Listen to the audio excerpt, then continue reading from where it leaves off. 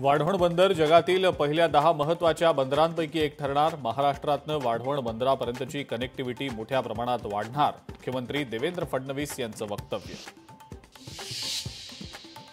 पशुसंवर्धन विभागाच्या जमीन घोटाळ्यातही राजकीय संबंध। खरेदीदार कपिल फकीर यांचे नेत्यांच्या कंपनीशी संबंध। सामाजिक कार्यकर्ते विजय कुंभार यांचा आरोप।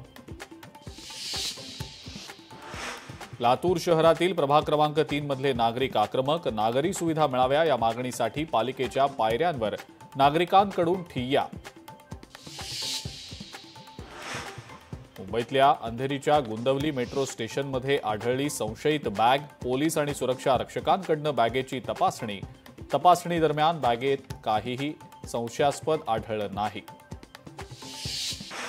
नाशिकच्या मालेगावात बनावट नोटांचा सुळसुळाट। तांबाकाटा परिसरात 5.5 लाखांच्या बनावट नोटा जप्त।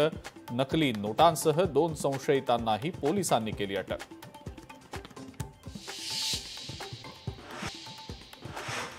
दिव्यांगत्वाचं ओळखपत्र सादर न करणं अधिकाऱ्यांना भोवलं। यवतमाळ जिल्हा परिषदेचे 21 कर्मचारी निलंबित। सीईओंच्या कारवाईमुळे खळबळ। रत्नागिरीतल्या पोमेंडी घाटात एसटी बस उलटली। सुदैवानं बसमधले सगळे प्रवासी सुखरूप।